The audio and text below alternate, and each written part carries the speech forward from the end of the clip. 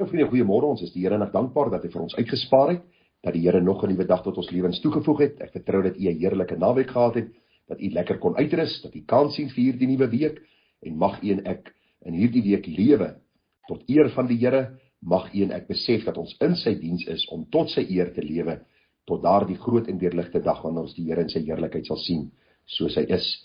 Nou vir ons gaan vanmôre begin met 'n kort reeksie wat handel oor die gedagte van dankbaarheid, en u sal sien as uitvloeisel van ons redding.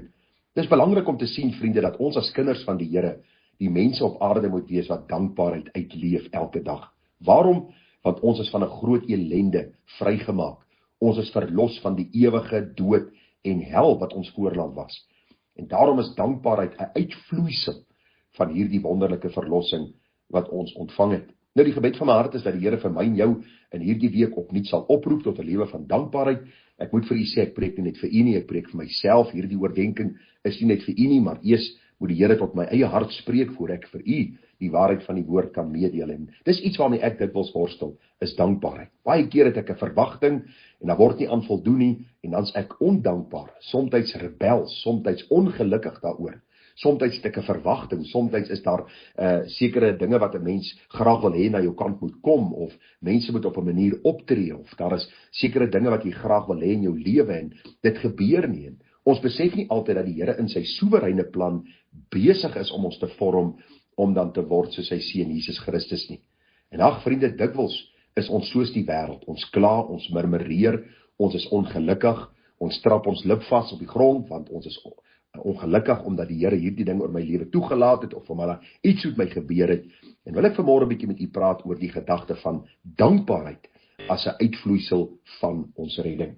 U sien vriende, as ons hierdie saak by die begin moet begin, dan sien ons dat ons as sondaar mense gebore word in hierdie wêreld onder God se toorn. Die Bybel sê vir ons, elkeen wat nie gered is nie, is onder die toorn van die Here.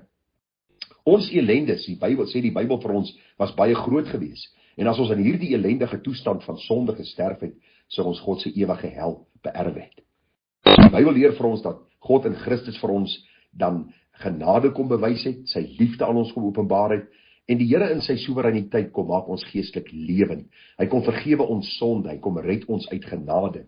En vriende, die direkte uitvloeisel daarvan moet 'n lewe van dankbaarheid wees. En tog moet u en ek bely dat ons nie hierdie dankbaarheid in ons lewens tentoonstel, beleef, uitleef en teenoor ander daarvan getuig nie. Dikwels is ons so vasgevang in ons eie situasie dat ons nie dankbaar genoeg is nie. En wil ek vanmôre u begelei deur Psalm 103. Ons gaan seker hierdie hele week deur hierdie Psalm werk, en ons gaan vers vir vers bietjie kyk na die gedagte van dankbaarheid as 'n uitvloeisel van ons redding, van ons verlossing. Ons wat in die ellende vasgevang was, het God se genade gesmaak in Jesus Christus, gered van ons sonde, en ons nou die verantwoordelikheid om dankbaar te lewe. So kom ons begin by vers 1. Ons sien daar staan 'n Psalm van Dawid: Loof die Here o my siel en alles wat binne my is, sy heilige naam. Nou vriende, ons almal weet wie koning Dawid was. Hy was eers 'n skaapwagter geweest. Die Here het hom agter die skape geroep om dan koning te word van Israel. Ons weet hy was 'n dapper krygsman geweest. Hy was 'n held vir baie geweest. Hy was 'n man, hy was 'n pa. Hierdie man was 'n leiersfiguur geweest. Nie sondeloos nie, 'n man wat dikwels gestruikel het. Ons sien die boetepsalms wat hy geskryf het, die uitroep om vergifnis van sonde. Maar Dawid was ook die man na die hart van God, soos die Bybel ons leer. En Dawid het geweldig baie psalms geskrywe, en een van hierdie psalms is Psalm 103, wat vir ons kosbare waarhede leer oor dankbaarheid oor ons redding of ons verlossing. So Dawid begin, hy sê, 'n Psalm van Dawid: Loof die Here o my siel en alles wat binne my is, loof sy heilige naam. Nou wat baie interessant is hier, vriende, is dat Dawid eintlik met homself praat hierso. Dawid is eintlik besig met hierdie selfpredikasie. Hy's besig om sy eie siel op te roep tot dankbaarheid. Want u sal sien hier staan, loof die Here o my siel. So Dawid praat nie met iemand anders oor hulle siel en hoe hulle dankbaar moet wees en hoe hulle die Here moet loof en prys nie, maar hy praat met homself. Hy sê hierso dat in sy diepste wese moet daar lofprysing en aanbidding wees, omdat die Here vir hom goed is.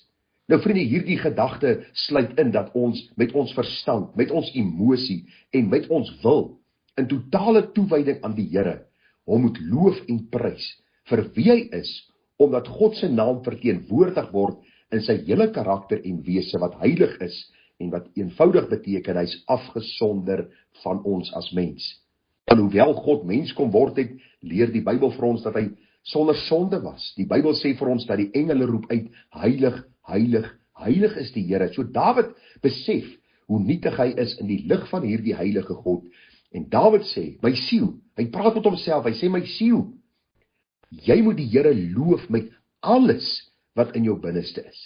Jou verstand moet aktief wees in jou loof van die Here. Emosioneel moet jy aangeraak word deur hierdie lofprysing en aanbidding. Jou wil moet ingestel wees daarop om eer te bring aan hierdie God. Dawid sê, loof die Here o my siel en alles wat in my binneste is. Met ander woorde, met my hele wese loof sy heilige naam. Heilig, want vriende, daar is niemand heilig soos hy nie. En as heilige God het hy ons met hom kom versoen deur sy seun Jesus Christus. Hy het vir ons die weg gebaan sodat ons hom as Vader en as Skepper en as Heerser kan eer en dat ons ook hierdie voorreg kan hê om uit te roep en te sê Abba Vader. Nou kom Dawid in vers 2 en hy sê, loof die Here o my siel en vergeet geen een van sy weldade nie. So Dawid sê, ek loof die Here met my hele siel en dan die tweede ding, ek vergeet geen een van sy weldade nie. En wat bedoel die Bybel hierby? Jy sien, ons as mens is van nature geneig om God se goeie dade te vergeet wanneer moeilike tye kom. Ons is geneig om vas te kyk teen die moeilike situasie en uitdaging in plaas van om te onthou wat die Here alreeds vir ons gedoen het. So Dawid kom en herinner ons daaraan, soos die Here Heilige Gees hom ook moes herinner het, dat hy nie moet vergeet die goeie weldade van die Here nie. Jy sien, Dawid beleef in sy siel hierdie absolute opgewondenheid wanneer hy terugkyk oor sy lewe en hy dank God en hy eer die Here vir die wyse waarop die Here hom gedra tot op hede. En eintlik kan ons maar sê, Dawid dissiplineer sy geheue.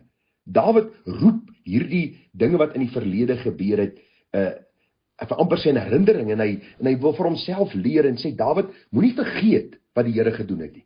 Onthou wat hy gedoen het, herinner jouself gedurig daaraan, want dit sal dankbaarheid in jou lewe na vore bring.